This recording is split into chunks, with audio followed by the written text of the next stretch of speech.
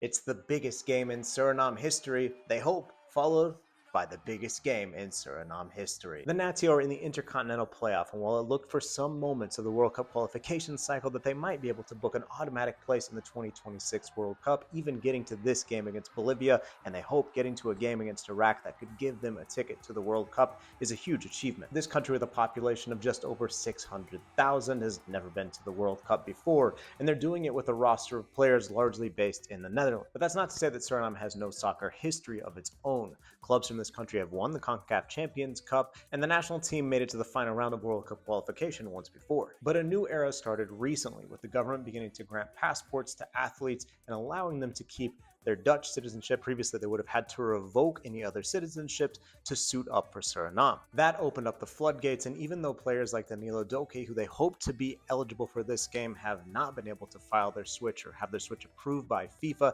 there have been a number of big-name players joining up even as late as these March matches. While former Ajax goalkeeper Stanley Menzo led the team during World Cup qualification, the disappointment of failing to get to the World Cup on the final day led him and the federation to part ways. But now another legendary figure is leading the way, with Henk ten Kate serving as manager, experienced assistants, and even Clarence Seedorf serving as an advisor. While some decisions didn't go their way, Joel Pirro leads the new additions to the Suriname squad ahead of the March window, and many players who have been coming in month after month are very solid for the Natio. Etienne Bassin in goal starts as the base, then usually three at the back of experienced center backs, wing backs who love to get forward, an attacking core that keeps getting stronger each window. 37-year-old Tajaran Cherry is often the straw that stirs the drink in attack, and is actually having a fantastic club season as well. We'll see if a player who's older than me, yes, even older than me, is able to help his team to the World Cup if Suriname can qualify. With the back of their long soccer history, the difficulty that they've faced,